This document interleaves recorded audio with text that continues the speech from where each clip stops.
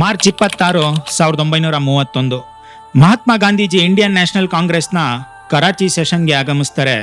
ಆದರೆ ಈ ಬಾರಿ ಪೊಲಿಟಿಕಲ್ ಸಿಚುವೇಶನ್ ಸಂಪೂರ್ಣವಾಗಿ ಬದಲಾಗಿತ್ತು.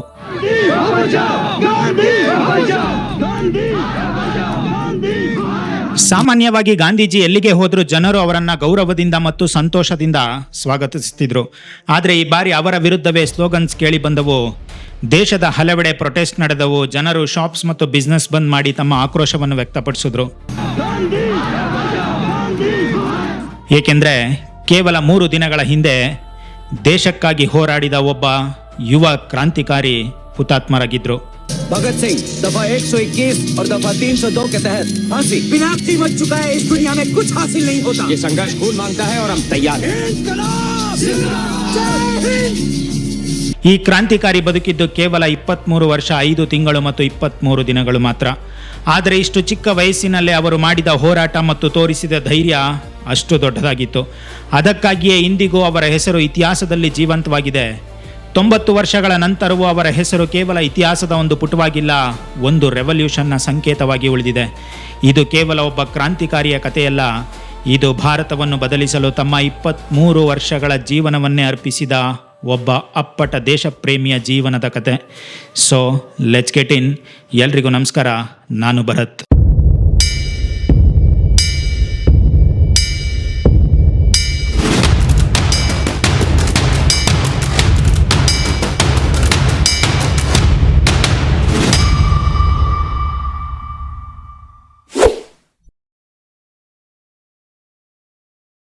ಲಾಹೋರ್ನಿಂದ ಸುಮಾರು 150 ಕಿಲೋಮೀಟರ್ ದೂರದಲ್ಲಿರುವ ಬಂಗಾ ಎಂಬ ಗ್ರಾಮದಲ್ಲಿ ಸೆಪ್ಟೆಂಬರ್ 29, 1907 ಬೆಳಗ್ಗೆ 9 ಗಂಟೆಗೆ ಸರ್ದಾರ್ ಕಿಶನ್ ಸಿಂಗ್ ಮತ್ತು ಅವರ ಪತ್ನಿ ವಿದ್ಯಾವತಿಯವರಿಗೆ 2ನೇ ಮಗ ಜನಿಸ್ತಾರೆ. ಆದರೆ ಈ ಮಗುವಿನ ಜನನಕ್ಕೂ ಮುಂಚೆ ಆತನ ತಂದೆ ಮತ್ತು 2 ಚಿಕ್ಕಪ್ಪಂದಿರು ಬ್ರಿಟಿಷ್ ವಿರೋಧಿ ಆಕ್ಟಿವಿಟೀಸ್ನಲ್ಲಿ ಭಾಗಿಯಾಗಿದ್ದಕ್ಕಾಗಿ ಜೈಲಿನಲ್ಲಿದ್ದರು. ಆದರೆ ಒಂದು ಕೋಇನ್ಸಿಡೆನ್ಸ್ ನೋಡಿ, ಮಗು ಹುಟ್ಟಿದ ದಿನವೇ ಆ 3 ಸಹೋದರರು ಜೈಲಿನಿಂದ ಬಿಡುಗಡೆಯಾದರು. ಇದನ್ನು ಶುಭ ಸೂಚನೆ ಎಂದು ಭಾವಿಸಿದ ಮಗುವಿನ ಅಜ್ಜಿ ಈ ಮಗು ತುಂಬ ಅದೃಷ್ಟಶಾಲಿ ಎಂದು ಹೇಳಿದ್ರು. ಪಂಜಾಬಿಯಲ್ಲಿ ಭಾಗೋ ಎಂದರೆ ಅದೃಷ್ಟ ಎಂಬ ಅರ್ಥ. ಆ ಹೆಸರೇ ಮುಂದೆ ಉಳಿದುಕೊಂಡು ನಂತರ ಈ ಮಗುವಿಗೆ ಅಧಿಕೃತವಾಗಿ ಭಗತ್ ಸಿಂಗ್ ಎಂದು ಹೆಸರಿಡಲಾಯಿತು. ಮುಂದೆ ಇದೇ ಮಗು ಭಾರತದ ಸ್ವಾತಂತ್ರ್ಯ ಹೋರಾಟದ ಇತಿಹಾಸದಲ್ಲಿ ತನ್ನದೇ ಆದ ಒಂದು ಪವರ್ಫುಲ್ ಚಾಪ್ಟರ್ ಬರೆಯಿತು. ಈ ಮಗು ಒಂದು ಜಾಟ್ ಕುಟುಂಬದಲ್ಲಿ ಜನಿಸಿತು. ಅವರ ಕುಟುಂಬದ ಪೂರ್ವಜರು ತಮ್ಮ ದೇಶ ಮತ್ತು ಸಮಾಜಕ್ಕಾಗಿ ಹೋರಾಡಿದವರಾಗಿದ್ದರು. ಅವರ ಮುತ್ತಜ್ಜ ಸಿಖ್ ಎಂಪೈರ್ಗಾಗಿ ಬ್ರಿಟಿಷರ ವಿರುದ್ಧ ಹೋರಾಡಿದ್ರು. ಹಾಗೆಯೇ ಅವರ ತಂದೆ ಮತ್ತು ಚಿಕ್ಕಪ್ಪಂದಿರು ಇಂಡಿಯಾ ಇಂಡಿಪೆಂಡೆನ್ಸ್ಗಾಗಿ ಹೋರಾಡ್ತಿದ್ರು. ಅಂದರೆ ದೇಶಕ್ಕಾಗಿ ಹೋರಾಡುವ ಮನೋಭಾವ ಅವರ ಕುಟುಂಬದಲ್ಲೇ ಇತ್ತು. ಆದರೆ ಭಗತ್ ಸಿಂಗ್ ಅವರ ಬಾಲ್ಯದಲ್ಲಿ ನಡೆದ ಕೆಲವು ಘಟನೆಗಳು ಇನ್ನೂ ಇಂಟ್ರೆಸ್ಟಿಂಗ್ ಆಗಿವೆ. ಅವುಗಳನ್ನು ನೋಡಿದಾಗ ಭಗತ್ ಸಿಂಗ್ ಬಾಲ್ಯದಿಂದಲೇ ಒಬ್ಬ ಸಾಮಾನ್ಯ ಮಗು ಆಗಿರಲಿಲ್ಲ. ಅವರೊಳಗೆ ದೇಶದ ಬಗ್ಗೆ ಒಂದು ವಿಭಿನ್ನವಾದ ಯೋಚನೆ ಆಗಲೇ ಮೊಳಕೆ ಹೊಡೆದಿತ್ತು ಎಂಬುದು ನಮಗೆ ಅರ್ಥವಾಗುತ್ತೆ. ಉದಾಹರಣೆಗೆ ಭಗತ್ ಸಿಂಗ್ ಅವರಿಗೆ ಕೇವಲ 3 ವರ್ಷ ವಯಸ್ಸಿದ್ದಾಗ ಒಂದು ದಿನ ತಮ್ಮ ಮನೆಯ ಹತ್ತಿರದ ಗದ್ದೆಗೆ ಓಡಿ ಹೋಗಿ ಮಣ್ಣನ್ನು ತೋಡಲು ಶುರು ಮಾಡ್ತಾರೆ. ಬಟ್ಟೆಗಳೆಲ್ಲ ಮಣ್ಣಿನಿಂದ ತುಂಬಿಕೊಂಡಿದ್ರು. ಅವರು ತೋಡುವುದನ್ನು ನಿಲ್ಲಿಸ್ತಿಲ್ಲ. ಇದನ್ನು ನೋಡಿದ ಅವರ ತಂದೆ ಏನು ಮಾಡ್ತಿದ್ಯಾ ಎಂದು ಕೇಳಿದ್ರು. ಆದರೆ ಆ ಪುಟ್ಟ ಭಗತ್ ಸಿಂಗ್ ಯಾವುದೇ ಉತ್ತರ ನೀಡಲಿಲ್ಲ. ತಂದೆ ಮತ್ತೆ ಕೇಳಿದಾಗ ಆ 3 ವರ್ಷದ ಮಗು, ಬ್ರಿಟಿಷರನ್ನು ನಮ್ಮ ದೇಶದಿಂದ ಓಡಿಸಲು ವೆಪನ್ಸ್ಗಳು ಬೇಕು, ಅದಕ್ಕಾಗಿಯೇ ಈ ಮಣ್ಣಿನಲ್ಲಿ ವೆಪನ್ಸ್ ಪ್ಲಾಂಟ್ ಬೆಳೆಸಲು ಬೀಜಗಳನ್ನು ಬಿತ್ತುತ್ತಿದ್ದೇನೆ ಎಂದು ಹೇಳ್ತಾರೆ. ಯೋಚಿಸಿ ನೋಡಿ, ಕೇವಲ 3 ವರ್ಷದ ಒಂದು ಮಗು, ಆ ವಯಸ್ಸಿನಲ್ಲಿ ಅವರ ಮನಸ್ಸಿನಲ್ಲಿ ದೇಶ, ಬ್ರಿಟಿಷರು ಮತ್ತು ಸ್ವಾತಂತ್ರ್ಯದ ಬಗ್ಗೆ ಇಂತಹ ಆಲೋಚನೆಗಳು ಮೊಳಕೆ ಹೊಡೆದಿದ್ವು. ಆದರೆ ಅವರಲ್ಲಿ ಒಬ್ಬ ಇನ್ನೋಸೆಂಟ್ ಚೈಲ್ಡ್ ಕೂಡ ಇದ್ದ ಎಂಬುದನ್ನು ತೋರಿಸುವ ಕೆಲವು ಘಟನೆಗಳೂ ಇದ್ದವು. ಉದಾಹರಣೆಗೆ ಭಗತ್ ಸಿಂಗ್ ಅವರಿಗೆ ಕತ್ತಲೆ ಅಂದರೆ ತುಂಬ ಭಯವಾಗ್ತಿತ್ತು. ರಾತ್ರಿ ಸಮಯದಲ್ಲಿ ಅವರು ಎಂದಿಗೂ ಒಬ್ಬರೇ ಹೊರಗೆ ಹೋಗ್ತಿರಲಿಲ್ಲ. ಆದರೆ ಮುಂದೆ ಬ್ರಿಟಿಷ್ ಸಾಮ್ರಾಜ್ಯವನ್ನು ಎದುರಿಸಿದ ಈ ಯುವಕನಲ್ಲೂ ಬಾಲ್ಯದಲ್ಲಿ ಸಾಮಾನ್ಯ ಮಕ್ಕಳಂತೆಯೇ ಭಯ ಮತ್ತು ಮುಗ್ಧತೆ ಇತ್ತು. 5ನೇ ವಯಸ್ಸಿನಲ್ಲಿ ಭಗತ್ ಸಿಂಗ್ ಅವರನ್ನು ಡಿಸ್ಟ್ರಿಕ್ಟ್ ಬೋರ್ಡ್ ಪ್ರೈಮರಿ ಸ್ಕೂಲ್ಗೆ ಸೇರಿಸಲಾಯಿತು. ಅವರು ಶಾಲೆಯಲ್ಲಿ ತುಂಬ ಪಾಪ್ಯುಲರ್ ಆಗಿದ್ದರು, ಸುಲಭವಾಗಿ ಫ್ರೆಂಡ್ಸ್ ಮಾಡ್ಕೋತಿದ್ರು. ಅವರ ತಾಯಿ ಹೇಳುವ ಪ್ರಕಾರ ಕೆಲವೊಮ್ಮೆ ಅವರಿಗಿಂತ ಹಿರಿಯ ವಿದ್ಯಾರ್ಥಿಗಳು ಭಗತ್ ಸಿಂಗ್ ಅವರನ್ನು ತಮ್ಮ ಶೋಲ್ಡರ್ಸ್ ಮೇಲೆ ಕೂರಿಸ್ಕೊಂಡು ಮನೆಗೆ ಕರ್ಕೊಂಡು ಬರ್ತಿದ್ರು. ಆದರೆ ಇಷ್ಟೊಂದು ಚಿಕ್ಕ ವಯಸ್ಸಿನಲ್ಲೇ ಭಗತ್ ಸಿಂಗ್ ಅವರ ಜೀವನದಲ್ಲಿ ನಡೆದ 2 ಪ್ರಮುಖ ಘಟನೆಗಳು ಅವರ ಥಿಂಕಿಂಗ್ ಮತ್ತು ಜೀವನದ ದೃಷ್ಟಿಕೋನವನ್ನೇ ಸಂಪೂರ್ಣವಾಗಿ ಬದಲಾಯಿಸಿತು. 1913ರಲ್ಲಿ US ಮತ್ತು ಕೆನಡಾದಲ್ಲಿ ಕೆಲವು ಧೈರ್ಯಶಾಲಿ ಯುವ ಭಾರತೀಯರು ಗದರ್ ಎಂಬ ಪತ್ರಿಕೆಯನ್ನು ಪ್ರಕಟಿಸಲು ಶುರು ಮಾಡಿದ್ರು. ಇದು ಸಾಮಾನ್ಯ ನ್ಯೂಸ್ ಪೇಪರ್ ಆಗಿರಲಿಲ್ಲ. ಬ್ರಿಟಿಷ್ ರೂಲ್ ವಿರುದ್ಧ ಧ್ವನಿ ಎತ್ತಿದ ಒಂದು ರೆವಲ್ಯೂಷನರಿ ನ್ಯೂಸ್ ಪೇಪರ್ ಆಗಿತ್ತು. ಈ ಪತ್ರಿಕೆಯ ಪ್ರಮುಖ ಬರಹಗಾರರಲ್ಲಿ ಒಬ್ಬರು ಕೇವಲ 17 ವರ್ಷದ ಸರ್ದಾರ್ ಕರ್ತಾರ್ ಸಿಂಗ್ ಸರಬಾ. ಅವರು ಎಜುಕೇಷನ್ಗಾಗಿ ಸ್ಯಾನ್ ಫ್ರಾನ್ಸಿಸ್ಕೋಗೆ ಹೋಗಿದ್ರು. ಆದರೆ ಫಸ್ಟ್ ವರ್ಲ್ಡ್ ವಾರ್ ಶುರುವಾದಾಗ ಗದರ್ ಕೇವಲ ಒಂದು ನ್ಯೂಸ್ ಪೇಪರ್ ಆಗಿ ಉಳಿಯಲಿಲ್ಲ. ಅದು ಬ್ರಿಟಿಷರ ವಿರುದ್ಧ ಆರ್ಮ್ ರಿವೋಲ್ಟ್ ಮಾಡಲು ಬಯಸಿದ ಒಂದು ರೆವಲ್ಯೂಷನರಿ ಮೂಮೆಂಟ್ ಆಗಿ ರೂಪುಗೊಳ್ತು. ಅದರ ಭಾಗವಾಗಿ ಕರ್ತಾರ್ ಸಿಂಗ್ ಸರಾಬಾ ಮತ್ತು ಅವರ ಸಹಚರರು ತಮ್ಮ ದೇಶವಾಸಿಗಳನ್ನು ಬ್ರಿಟಿಷರ ವಿರುದ್ಧ ಸಂಘಟಿಸಲು ಇಂಡಿಯಾಗೆ ಮರಳುತ್ತಾರೆ. ಆದರೆ ಬ್ರಿಟಿಷ್ ಸರ್ಕಾರಕ್ಕೆ ಈ ಪ್ಲಾನ್ನ ಸುಳಿವು ಸಿಕ್ತು. ನಂತರ ಕರ್ತಾರ್ ಸಿಂಗ್ ಸರಾಬಾ ಅವರನ್ನು ಬಂಧಿಸಲಾಯಿತು. ಕೊನೆಗೆ ನವೆಂಬರ್ 16, 1915 ಲಾಹೋರ್ ಸೆಂಟ್ರಲ್ ಜೈಲಿನಲ್ಲಿ ಅವರನ್ನು ಗಲ್ಗೇರಿಸಲಾಯಿತು. ಹೀಗೆ ಕೇವಲ 19ನೇ ವಯಸ್ಸಿನಲ್ಲೇ ಕರ್ತಾರ್ ಸಿಂಗ್ ಸರಾಬಾ ದೇಶಕ್ಕಾಗಿ ಹುತಾತ್ಮರಾದರು. ಈ ಘಟನೆಯು ಬಾಲಕ ಭಗತ್ ಸಿಂಗ್ ಅವರ ಲೈಫ್ ಮತ್ತು ಥಿಂಕಿಂಗ್ ಅನ್ನೇ ಕಂಪ್ಲೀಟ್ಲಿ ಬದಲಿಸಿತು. ಅವರು ತಮ್ಮ ಜೀವನವನ್ನು ದೇಶದ ಸ್ವಾತಂತ್ರ್ಯಕ್ಕಾಗಿ ಡೆಡಿಕೇಟ್ ಮಾಡಬೇಕು ಎಂದು ನಿರ್ಧರಿಸಿದ್ರು. ಆ ದಿನದಿಂದ ಸರ್ದಾರ್ ಕರ್ತಾರ್ ಸಿಂಗ್ ಸರಾಬಾ ಅವರ ಫೋಟೋವನ್ನು ಯಾವಾಗಲೂ ತಮ್ಮ ಬಳಿ ಇಟ್ಕೊಳ್ತಿದ್ರು. ಒಂದು ದಿನ ತಮ್ಮ ತಾಯಿಗೆ ಭಗತ್ ಸಿಂಗ್, ಕರ್ತಾರ್ ಸಿಂಗ್ ನನ್ನ ಹೀರೋ, ನನ್ನ ಫ್ರೆಂಡ್, ನನ್ನ ಕಂಪಾನಿಯನ್ ಎಂದು ಹೇಳ್ತಾರೆ.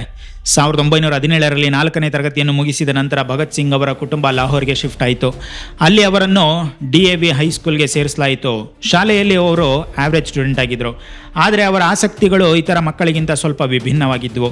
ಜುಲೈ 22, 1918 ತಮ್ಮ ಅಜ್ಜನಿಗೆ ಬರೆದ ಪತ್ರದಲ್ಲಿ ಅವರು 150ಕ್ಕೆ ಸಂಸ್ಕೃತ್ನಲ್ಲಿ 110 ಮಾರ್ಕ್ಸ್ ಮತ್ತು ಇಂಗ್ಲೀಷ್ನಲ್ಲಿ 68 ಮಾರ್ಕ್ಸ್ ಗಳಿಸಿದ್ದಾಗಿ ಉಲ್ಲೇಖಿಸಿದರು.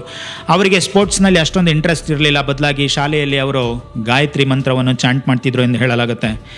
ಏಪ್ರಿಲ್ 13, 1919 ಅಮೃತಸರದ ಜಲಿಯನ್ ವಾಲಾ ಬಾಗ್ನಲ್ಲಿ ಬ್ರಿಟಿಷ್ ಪಾಲಿಸೀಸ್ ವಿರುದ್ಧ ಪ್ರೊಟೆಸ್ಟ್ ಮಾಡಲು ಸಾವಿರಾರು ಜನರು ಸೇರಿದರು. ಇದು ಒಂದು ಪೀಸ್ಫುಲ್ ಗ್ಯಾದರಿಂಗ್ ಆಗಿತ್ತು. ಆದರೆ ಈ ವಿಷಯ ತಿಳಿದ British military officer general Dyer ಆ ಜನರಿಗೆ ಒಂದು ಪಾಠ ಕಲಿಸಬೇಕು ಅಂತ ನಿರ್ಧರಿಸ್ತಾನೆ. ಆದರೆ ಯಾವುದೇ ವಾರ್ನಿಂಗ್ ಕೊಡದೆ ಸೈನಿಕರನ್ನ ಒಳಗೆ ಕಳಿಸಿ ಎಲ್ಲಾ ಎಕ್ಸಿಟ್ಗಳನ್ನ ಬ್ಲಾಕ್ ಮಾಡಿ ನಂತರ ತನ್ನ ಸೋಲ್ಜರ್ಸ್ಗೆ ಜನರ ಮೇಲೆ ಫೈರಿಂಗ್ ಮಾಡಲು ಆರ್ಡರ್ ನೀಡ್ತಾನೆ.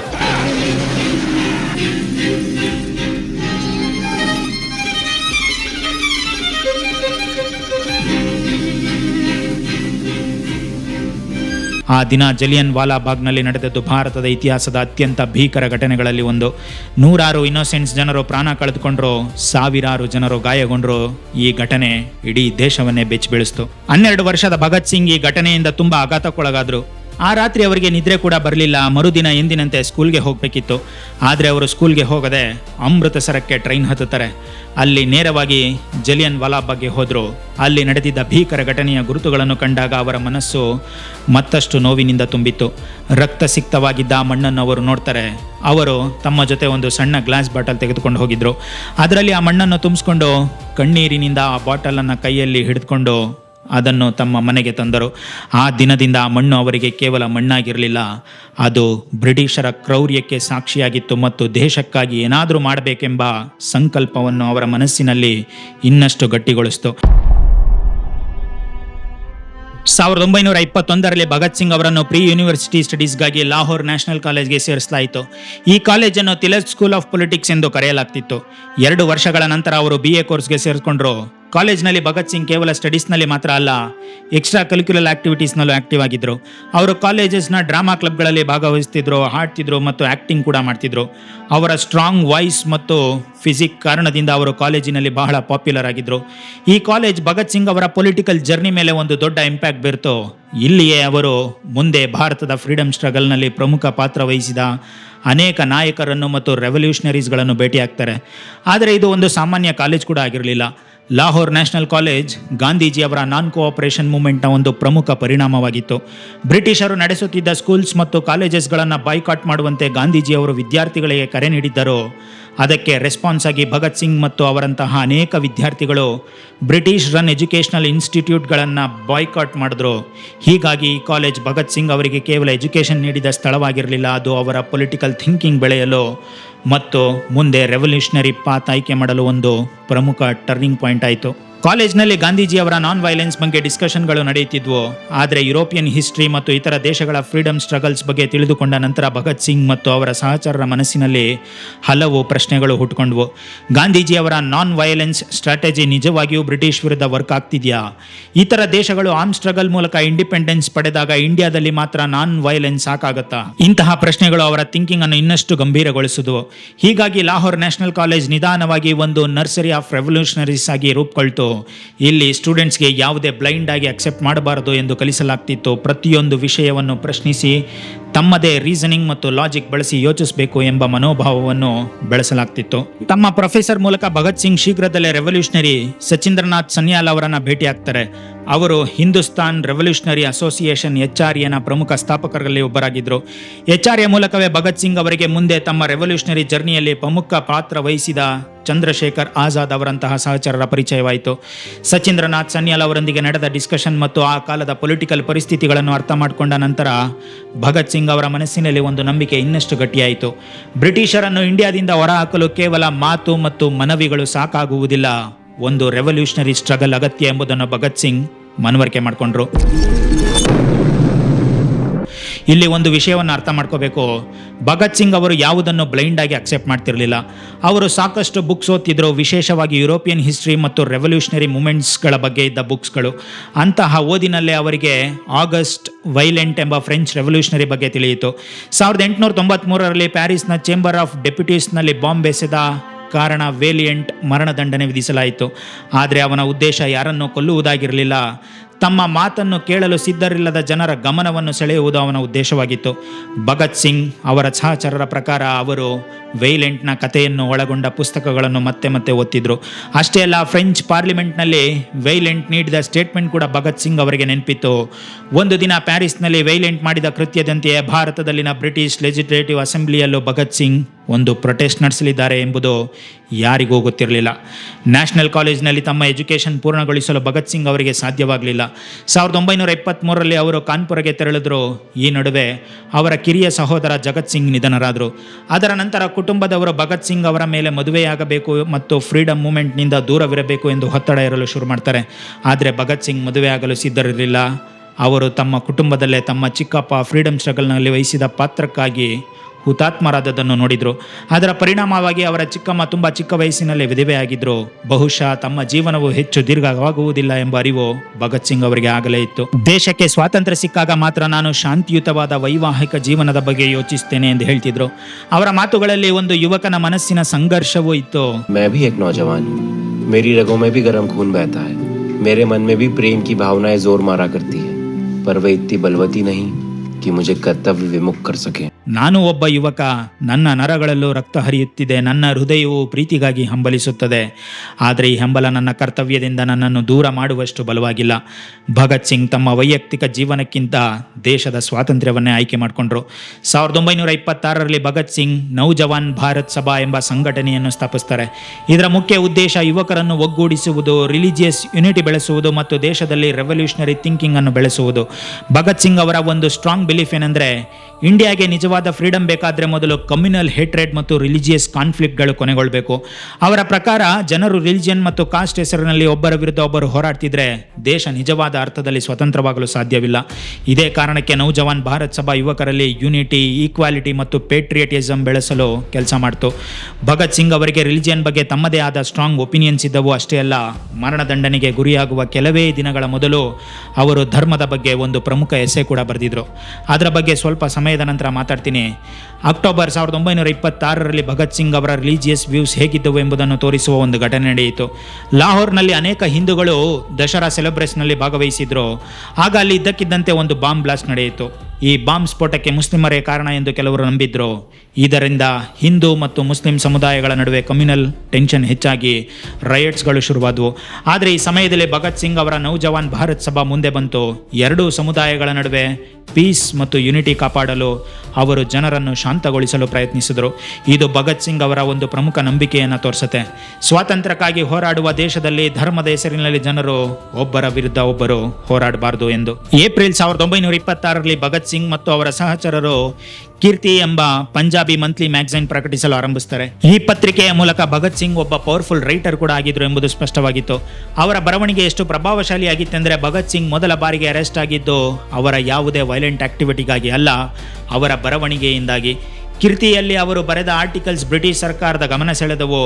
ಅವರ ಬರಹಗಳು ಸರ್ಕಾರದ ವಿರುದ್ಧ ಜನರಲ್ಲಿ ಅವೇರ್ನೆಸ್ ಮತ್ತು ರೆವಲ್ಯೂಷನರಿ ಥಿಂಕಿಂಗ್ ಬೆಳೆಸುತ್ತಿವೆ ಎಂದು ಬ್ರಿಟಿಷರು ಭಾವಿಸಿದರು. ಹೀಗಾಗಿ ಅವರ ಆರ್ಟಿಕಲ್ಸ್ ಕಾರಣದಿಂದ ಅವರನ್ನು ಜೈಲಿಗೆ ಕಳಿಸಲಾಯಿತು. ಅಷ್ಟೇ ಅಲ್ಲ, ಅವರ ಬೈಲ್ ಅಮೌಂಟ್ 60,000ಕ್ಕೆ ನಿಗದಿಪಡಿಸಲಾಯಿತು. ಆ ಕಾಲದಲ್ಲಿ ಅದು ಅಸಾಧಾರಣವಾಗಿ ದೊಡ್ಡ ಬೇಲ್ ಅಮೌಂಟ್ ಆಗಿತ್ತು. ಆದರೆ ಭಗತ್ ಸಿಂಗ್ ಕೇವಲ ಪವರ್ಫುಲ್ ರೈಟರ್ ಮಾತ್ರ ಆಗಿರಲಿಲ್ಲ, ಅವರು ತಮ್ಮ ಆರ್ಗನೈಸೇಷನ್ನಲ್ಲಿ ಒಬ್ಬ ಸ್ಟ್ರಾಂಗ್ ಲೀಡರ್ ಕೂಡ ಆಗಿದ್ರು.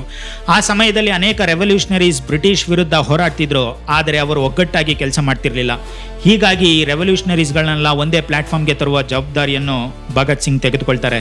ಸೆಪ್ಟೆಂಬರ್ 1928ರಲ್ಲಿ ದೆಹಲಿಯ ಫಿರೋಜ್ ಶಾ ಕೋಟ್ಲಾ ಫೋರ್ಟ್ನಲ್ಲಿ ನಡೆದ ದೇಶದ ಹಲವು ಕ್ರಾಂತಿಕಾರಿಗಳ ಒಂದು ಸೀಕ್ರೆಟ್ ಮೀಟಿಂಗ್ ಆಯೋಜಿಸಲಾಯಿತು.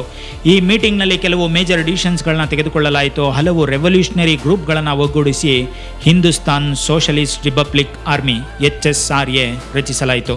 ಚಂದ್ರಶೇಖರ್ ಆಜಾದ್ ಅವರನ್ನು ಇದರ ಕಮಾಂಡರ್ ಇನ್ ಚೀಫ್ ಆಗಿ ಆಯ್ಕೆ ಮಾಡಲಾಯಿತು ಮತ್ತು ಭಗತ್ ಸಿಂಗ್ ಅವರಿಗೆ ಆರ್ಗನೈಸೇಷನ್ನ ಆಲ್ ಇಂಡಿಯಾ ಕೋಆರ್ಡಿನೇಷನ್ನ ಜವಾಬ್ದಾರಿ ನೀಡಲಾಯಿತು.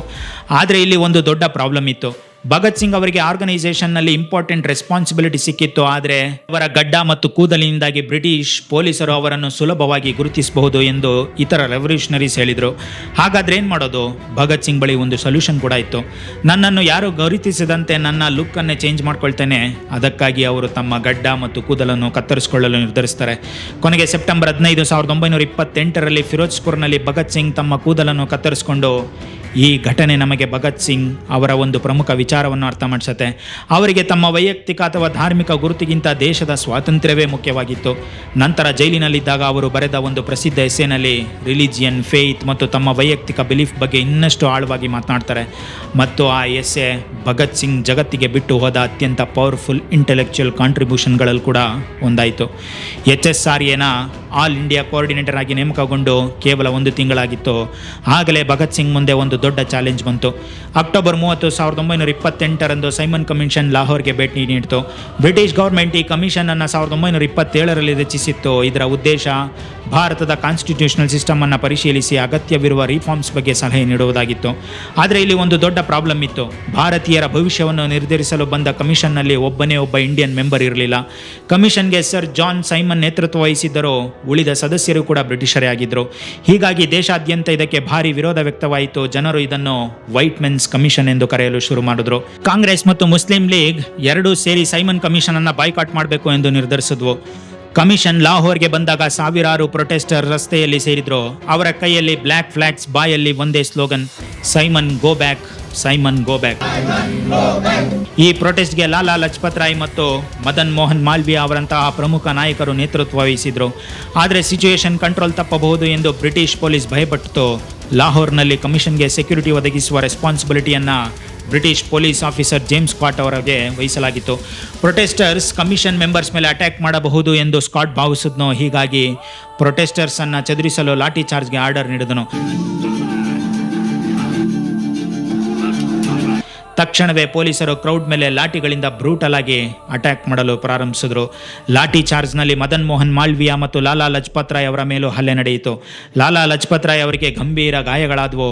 10 ದಿನಗಳ ನಂತರ ನವೆಂಬರ್ 17, 1928ರಂದು ಅವರು ನಿಧನರಾದರು. ಇಲ್ಲಿ ಒಂದು ಇಂಟ್ರೆಸ್ಟಿಂಗ್ ವಿಷಯ ಇದೆ. ಭಗತ್ ಸಿಂಗ್ ಮತ್ತು ಲಾಲಾ ಲಜಪತ್ ರಾಯ್ ಅವರ ನಡುವೆ ಕೆಲವು ಪೊಲಿಟಿಕಲ್ ಡಿಫರೆನ್ಸ್ಗಳು ಇದ್ವು.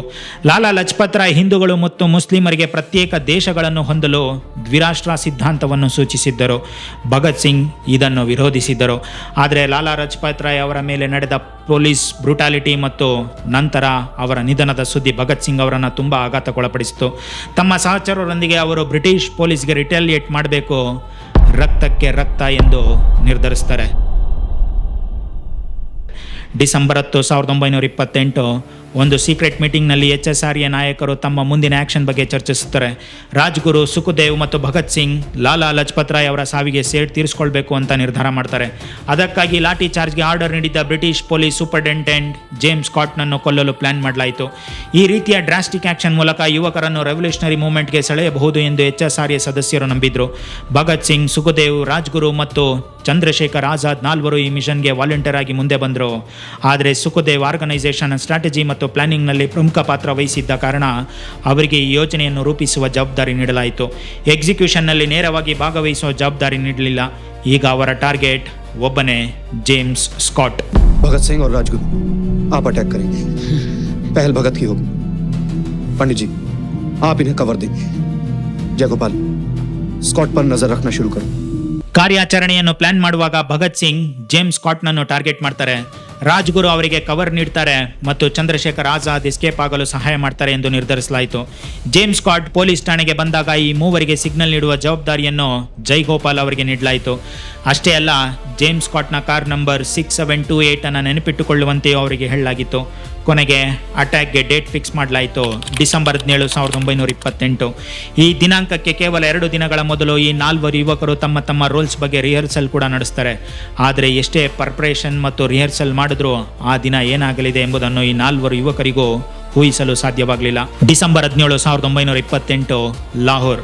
ಜೈಗೋಪಾಲ್ ಜೇಮ್ಸ್ ಸ್ಕಾಟ್ನನ್ನು ಐಡೆಂಟಿಫೈ ಮಾಡಿ ಅವನು ಪೊಲೀಸ್ ಠಾಣೆಯಲ್ಲಿದ್ದಾನೆ ಮತ್ತು ಯಾವುದೇ ಸಮಯದಲ್ಲಿ ಹೊರಗೆ ಬರಬಹುದು ಎಂದು ಚಂದ್ರಶೇಖರ್ ಆಜಾದ್, ಭಗತ್ ಸಿಂಗ್ ಮತ್ತು ರಾಜ್ಗುರ್ಗೆ ತಕ್ಷಣ ಸಿಗ್ನಲ್ ನೀಡ್ತಾರೆ. ಸ್ವಲ್ಪ ಸಮಯದ ನಂತರ ಒಬ್ಬ ಬ್ರಿಟಿಷ್ ಆಫೀಸರ್ ಹೊರಗೆ ಬಂದಾಗ 2 ಯುವಕರು ಅವನ ಮುಂದೆ ಕಾಣಿಸ್ಕೊಳ್ತಾರೆ. ರಾಜ್ಗುರು ಗುರಿ ಇಟ್ಟು ಗುಂಡು ಹಾರಿಸ್ತಾರೆ. ಆದರೆ ಇಲ್ಲಿ ಒಂದು ದೊಡ್ಡ ಮಿಸ್ಟೇಕ್ ಆಗಿತ್ತು. ರಾಜ್ಗುರು ಗುಂಡಿಕ್ಕಿ ಕೊಂದ ವ್ಯಕ್ತಿ ಜೇಮ್ಸ್ ಸ್ಕಾಟ್ ಆಗಿರಲಿಲ್ಲ. ಆಗಲೇ ಜೇಮ್ಸ್ ಸ್ಕಾಟ್ ಇಂಗ್ಲೆಂಡ್ನಿಂದ ಇಂಡಿಯಾಗೆ ಬರ್ತಿದ್ದ ತನ್ನ ಅತ್ತೆಯನ್ನು ರಿಸೀವ್ ಮಾಡಲು ಪೊಲೀಸ್ ಸ್ಟೇಷನ್ನಿಂದ ಹೊರಟು ಹೋಗಿದ್ನು. ಹಾಗಾದರೆ ಗುಂಡಿಗೆ ಬಲಿಯಾದವನು ಯಾರು? ಅವರು 21 ವರ್ಷದ British police officer John sanders.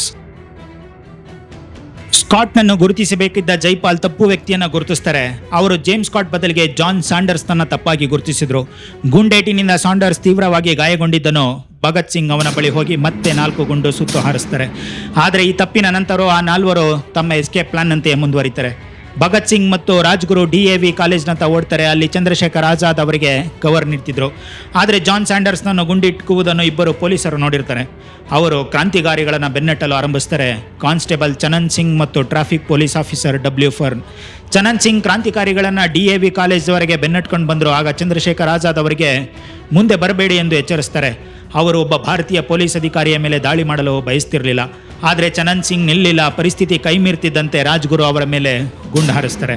ನಂತರ ಭಗತ್ ಸಿಂಗ್ ಮತ್ತು ರಾಜ್ಗುರು ಗೋಡೆಗಳನ್ನು ಹಾರಿ ತಮ್ಮ ಸೈಕಲ್ಗಳಿಂದ ಅಲ್ಲಿಂದ ಎಸ್ಕೇಪ್ ಆಗ್ತಾರೆ. ಹತ್ಯೆಯಾದ ಕೆಲವು ದಿನಗಳ ನಂತರ ಲಾಹೋರ್ ನಗರದಾದ್ಯಂತ ಕೆಲವು ಪೋಸ್ಟರ್ಸ್ಗಳನ್ನ ಅಂಟಿಸಲಾಯಿತು. ಈ ಪೋಸ್ಟರ್ಗೆ ಬಲ್ರಾಜ್ ಎಂದು ಸಹಿ ಮಾಡಲಾಗಿತ್ತು. ಇದು ಚಂದ್ರಶೇಖರ್ ಆಜಾದ್ ಬಳಸುತ್ತಿದ್ದ ಸೂಡೋನಿಮ್ ಆಗಿತ್ತು. ಪೋಸ್ಟರ್ನಲ್ಲಿ ಸ್ಪಷ್ಟವಾಗಿ ಸಾಂಡರ್ ಈಸ್ ಡೆಡ್, ಲಾಲಾ ಲಜಪತ್ ರಾಯ್ ಅವರ ಸಾವಿಗೆ ಸೇಡು ತೀರಿಸಿಕೊಳ್ಳಲಾಗಿದೆ ಎಂದು ಬರೆಯಲಾಗಿತ್ತು. ಆದರೆ ಈ ಘಟನೆಯ ಬಗ್ಗೆ ಮಹಾತ್ಮ ಗಾಂಧೀಜಿಯವರ ವ್ಯೂಸ್ ಬೇರೆಯದೇ ಇತ್ತು. ಗಾಂಧೀಜಿಯವರು ಈ ರೆವಲ್ಯೂಷನರೀಸ್ ತೋರಿದ ಹಿಂಸಾತ್ಮಕ ಮಾರ್ಗವನ್ನು ಧೈರ್ಯದ ಕೆಲಸ ಎಂದು ಒಪ್ಪಲಿಲ್ಲ.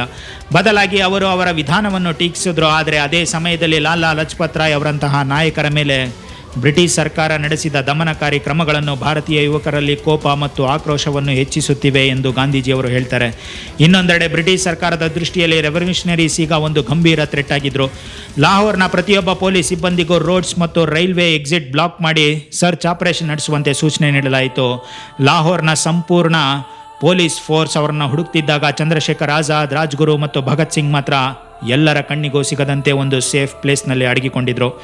ಅವರು ಅಟ್ಯಾಕನ್ನು ಬಹಳ ಕೇರ್ಫುಲ್ಲಾಗಿ ಪ್ಲ್ಯಾನ್ ಮಾಡಿದ್ರು. ಆದರೆ ಅಟ್ಯಾಕ್ ಆದ ನಂತರ ಲಾಹೋರ್ ಪೊಲೀಸಿಂದ ಹೇಗೆ ತಪ್ಪಿಸಿಕೊಂಡು ಸಿಟಿಯಿಂದ ಎಸ್ಕೇಪ್ ಆಗುವುದು ಅವರ ಒರಿಜಿನಲ್ ಪ್ಲ್ಯಾನ್ನಲ್ಲಿ ಇರಲಿಲ್ಲ. ಆಗ ತಂಡದ ಪ್ರಮುಖ ಸ್ಟ್ರಾಟಜಿಸ್ಟ್ ಆಗಿದ್ದ ಸುಖದೇವ್ ಒಂದು ಹೊಸ ಪ್ಲ್ಯಾನ್ ರೂಪಿಸ್ತಾರೆ. ಅವರು ಎಲ್ಲರನ್ನೂ ನ್ಯಾಷನಲಿಸ್ಟ್ ಲೀಡರ್ ಪತ್ನಿ ದುರ್ಗಾದೇವಿ ಅವರ ಮನೆಗೆ ಕರೆದುಕೊಂಡು ಹೋಗ್ತಾರೆ. ಅಲ್ಲಿಂದ ಲಾಹೋರ್ನಿಂದ ಕಲ್ಕತ್ತಾಗೆ ಟ್ರೈನ್ನಲ್ಲಿ ಎಸ್ಕೇಪ್ ಆಗಲು ಪ್ಲ್ಯಾನ್ ಮಾಡಲಾಯಿತು. ಆದರೆ ಒಂದು ದೊಡ್ಡ ಪ್ರಾಬ್ಲಮ್ ಇತ್ತು. ರೈಲ್ವೆ ಸ್ಟೇಷನ್ ಸಂಪೂರ್ಣವಾಗಿ ಪೊಲೀಸ್ ಆಫೀಸರ್ನಿಂದ ತುಂಬಿತ್ತು. ಹೀಗಾಗಿ ಪೊಲೀಸರ ಕಣ್ಣಿಗೆ ಬೀಳದಂತೆ ಡಿಸ್ಗೈಸ್ನಲ್ಲಿ ಪ್ರಯಾಣಿಸುವುದು ಅನಿವಾರ್ಯವಾಗಿತ್ತು. ದುರ್ಗಾದೇವಿ ಅವರು ತಮ್ಮ ಐಡೆಂಟಿಟಿ ಬದಲಿಸಿಕೊಂಡು ಸುಜಾತ ಎಂಬ ಹೆಸರಿನಲ್ಲಿ ಪ್ರಯಾಣಿಸಲು ನಿರ್ಧರಿಸ್ತಾರೆ. ಭಗತ್ ಸಿಂಗ್ ಅವರು ಸುಜಾತ ಅವರ ಹಸ್ಬೆಂಡ್ ರಂಜಿತ್ನ ಡಿಸ್ಗೈಸ್ನಲ್ಲಿ ಇದ್ರು ಮತ್ತು ರಾಜ್ಗುರು ಅವರ ಸರ್ವೆಂಟ್ ಆಗಿ ಜೊತೆಗಿದ್ರು.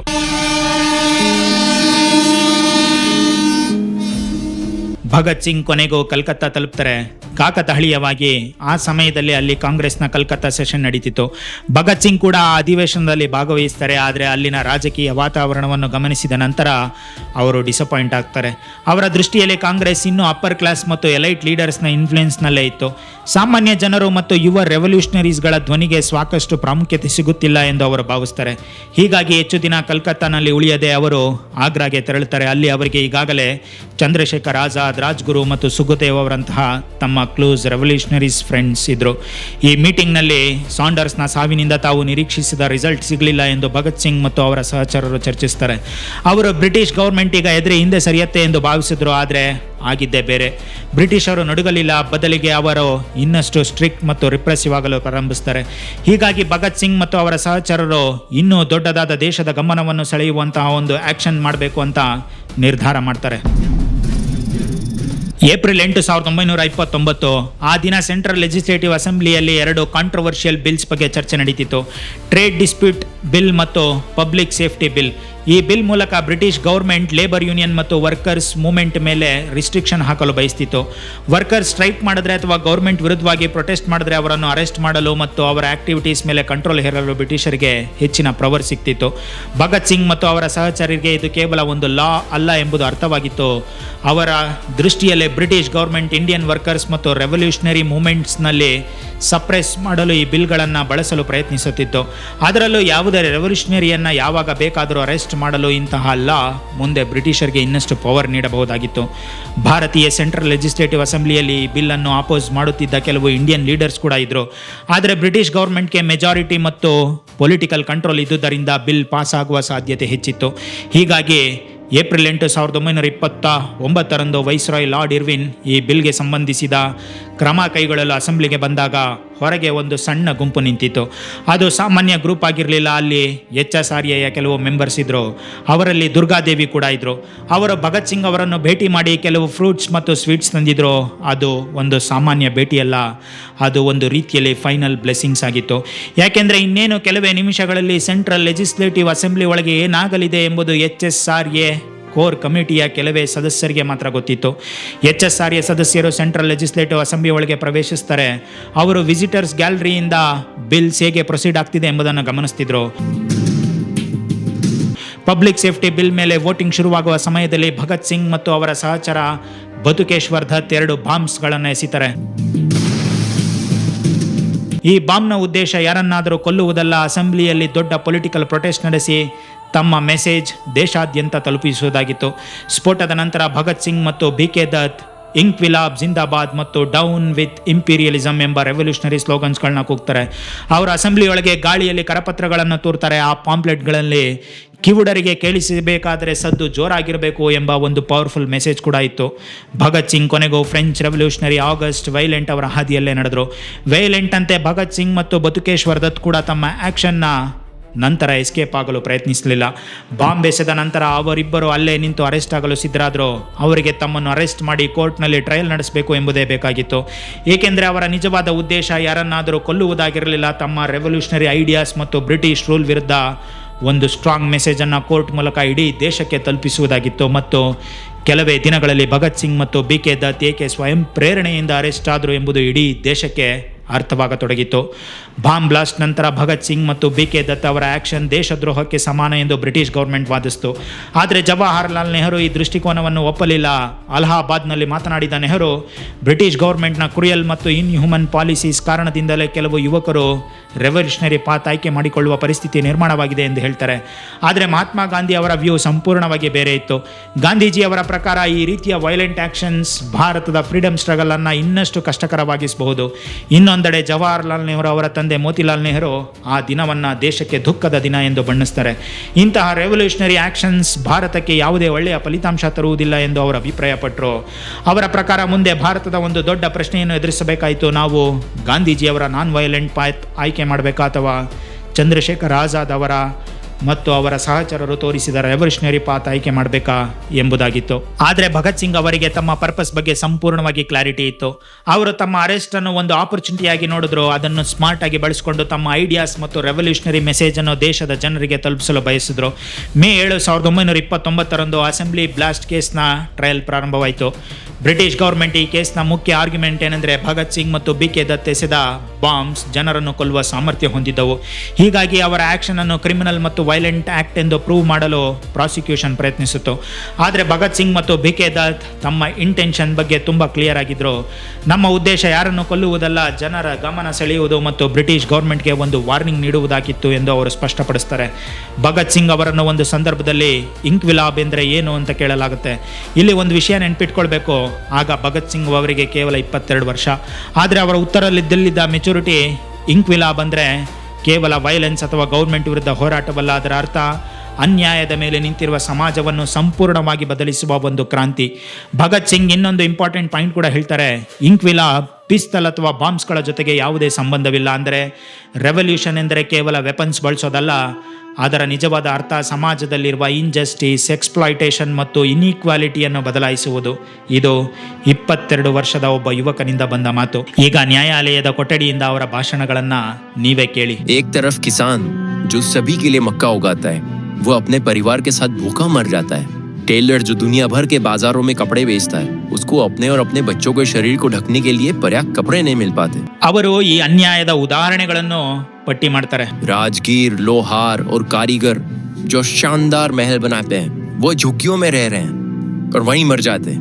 और दूसरी ओर ये अमीर लोग गरीबों का फायदा उठाते हैं, अपने मजे के लिए लाखों लोगों को बर्बाद कर देते हैं.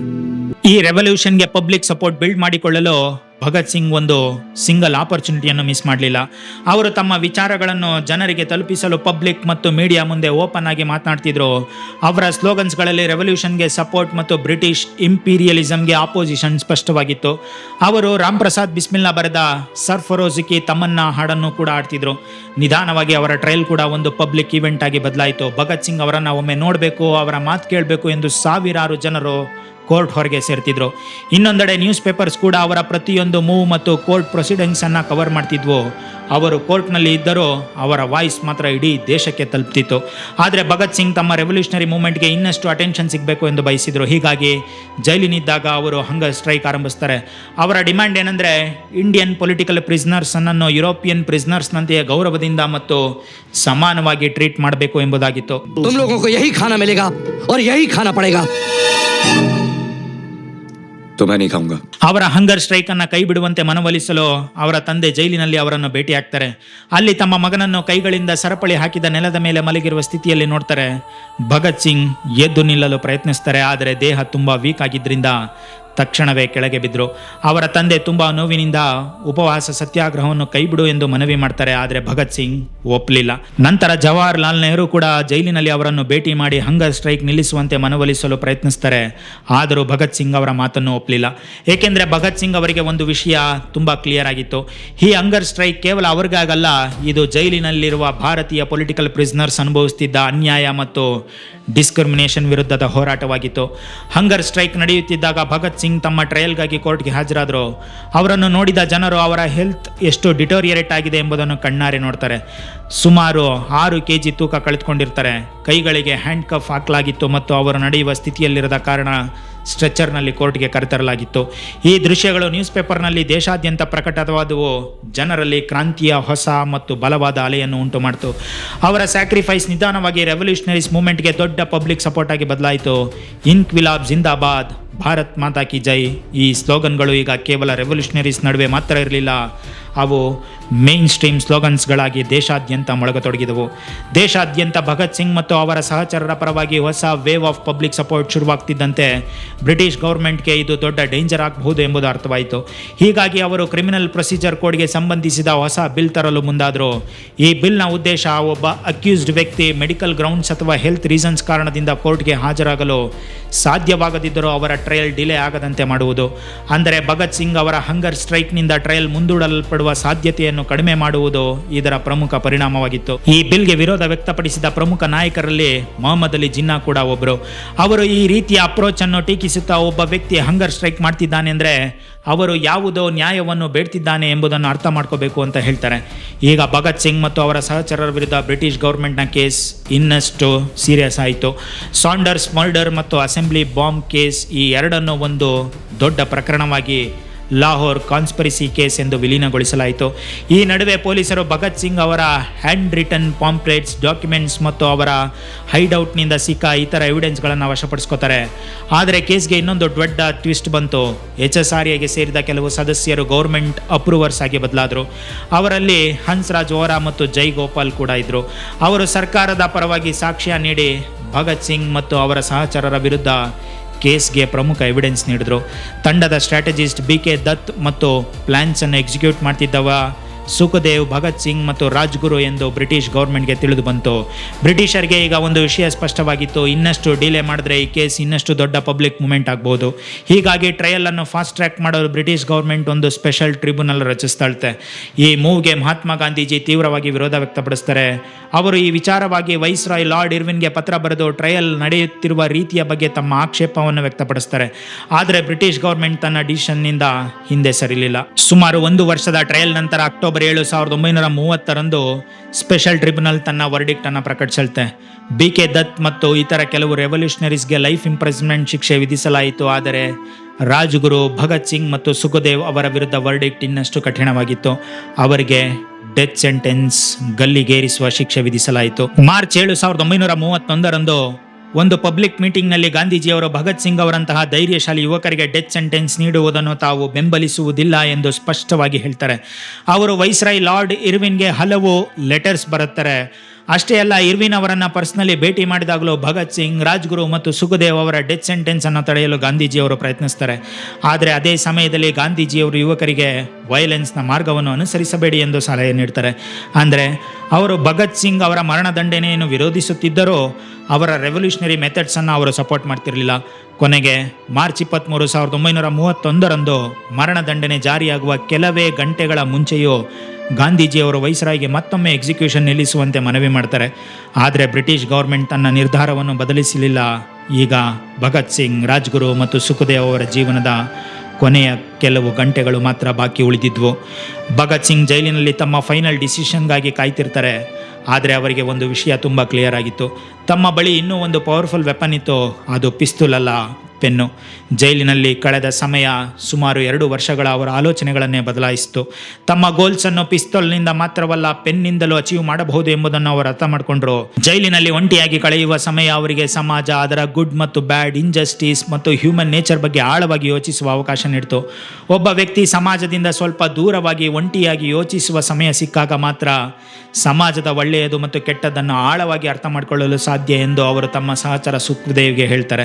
ಹೀಗಾಗಿ ಜೈಲಿನ ಗೋಡೆಗಳು ಅವರನ್ನು ಬಂಧಿಸಿದ್ದರೂ ಅವರ ಥಾಟ್ಸ್ ಮತ್ತು ಐಡಿಯಾಸ್ಗೆ ಯಾವುದೇ ಗೋಡೆ ಇರಲಿಲ್ಲ.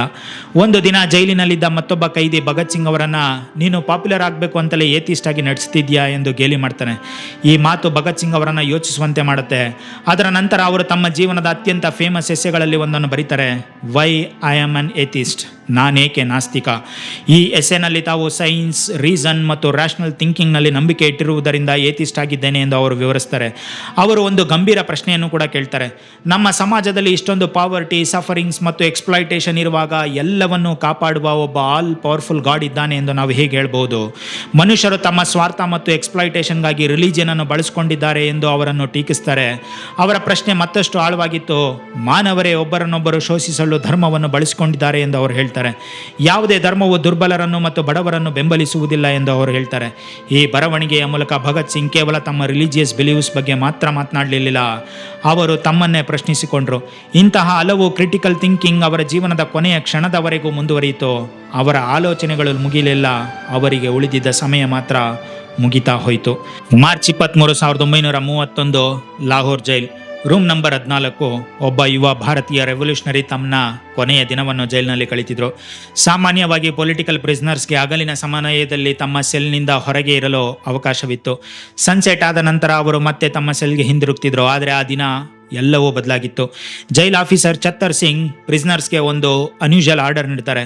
ಇಂದು ಸಂಜೆ 4 ಗಂಟೆ ಒಳಗೆ ಎಲ್ಲರೂ ತಮ್ಮ ಸೆಲ್ಸ್ಗೆ ಹಿಂದಿರುಗಬೇಕು. ಕೈದಿಗಳಿಗೆ ಇದು ತುಂಬ ಸ್ಟ್ರೇಂಜ್ ಅನ್ನಿಸ್ತು, ಏಕೆಂದರೆ ಚತ್ತರ್ ಸಿಂಗ್ ಅವರನ್ನು ಬಹುತೇಕ ಎಲ್ಲ ಪ್ರಿಸ್ನರ್ಸ್ ಇಷ್ಟಪಡ್ತಿದ್ರು. ಅವರು ಪ್ರಿಸ್ನರ್ಸ್ಗೆ ಬ್ರಿಟಿಷ್ ಗೌರ್ಮೆಂಟ್ ಬ್ಯಾನ್ ಮಾಡಿದ್ದ ಬುಕ್ಸ್ಗಳು ಸಿಗುವಂತೆ ಸೀಕ್ರೆಟ್ ಆಗಿ ಹೆಲ್ಪ್ ಮಾಡ್ತಿರ್ತಾರೆ.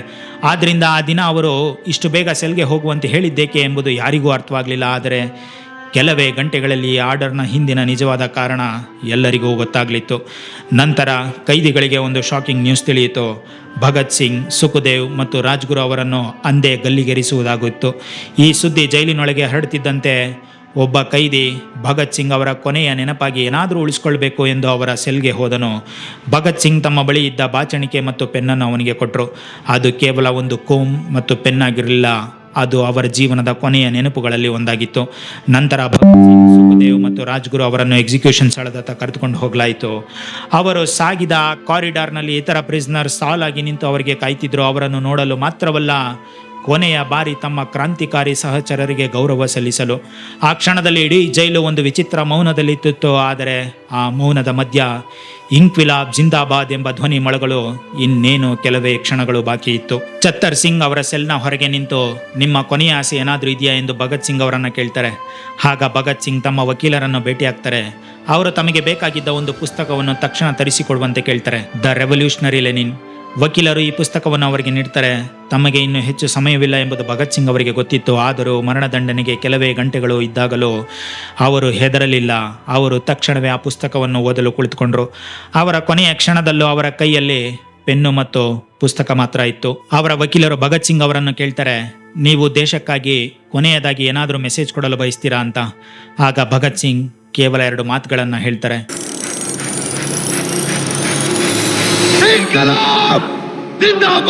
ಸಾಮ್ರಾಜ್ಯಶಾಹಿ ನಶಿಸಲಿ. ಅದು ಅವರ ಕೊನೆಯ ಮೆಸೇಜ್ ಆಗಿತ್ತು.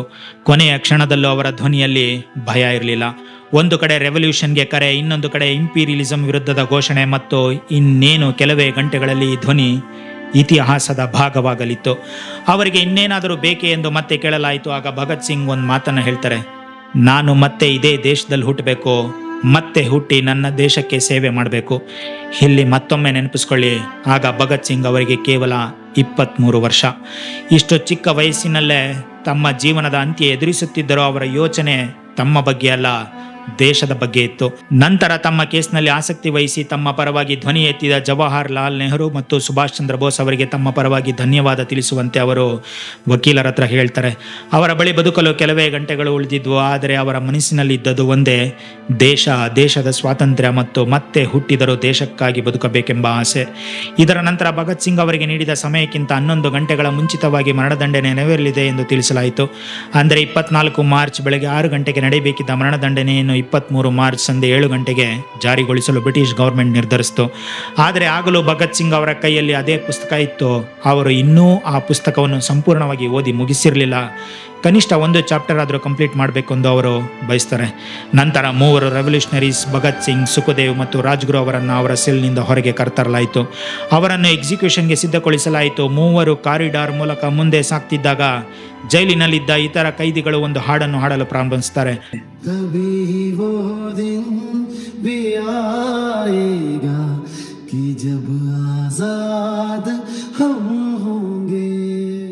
ಆ ಕ್ಷಣದಲ್ಲಿ ಅದು ಸಾಮಾನ್ಯವಾದ ಒಂದು ಹಾಡಾಗಿರಲಿಲ್ಲ. ಅದು ತಮ್ಮ ಸಹಚರರಿಗೆ ನೀಡ್ತಿದ್ದ ಕೊನೆಯ ವಿದಾಯವಾಗಿತ್ತು.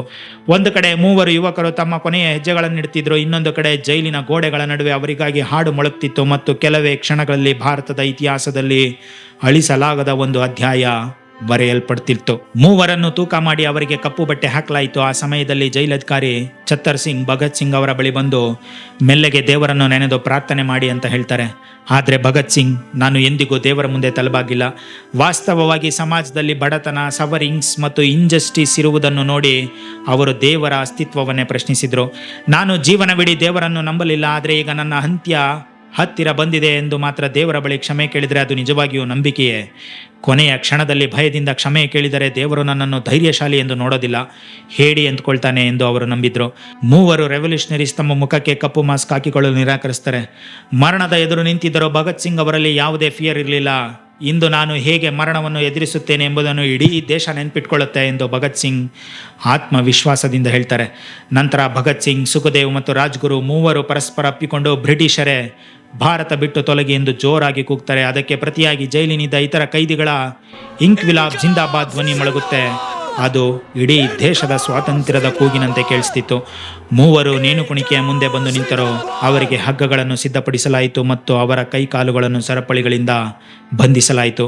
ನಂತರ ಜಲ್ಲಾದ್ ಅವರಲ್ಲಿ ಯಾರು ಮೊದಲು ನೇಣುಕುಣಿಕೆಯ ಮುಂದೆ ಬರ್ತಾರೆ ಎಂದು ಕೇಳಿದನು. ಆಗ ಸುಖದೇವ್ ಮುಂದೆ ಬಂದು ನಾನು ಎಂದು ಹೇಳ್ತಾರೆ. ನಂತರ ಜಲ್ಲಾದ್ ಒಂದೊಂದಾಗಿ ಲಿವರನ್ನು ಎಳೆದನು.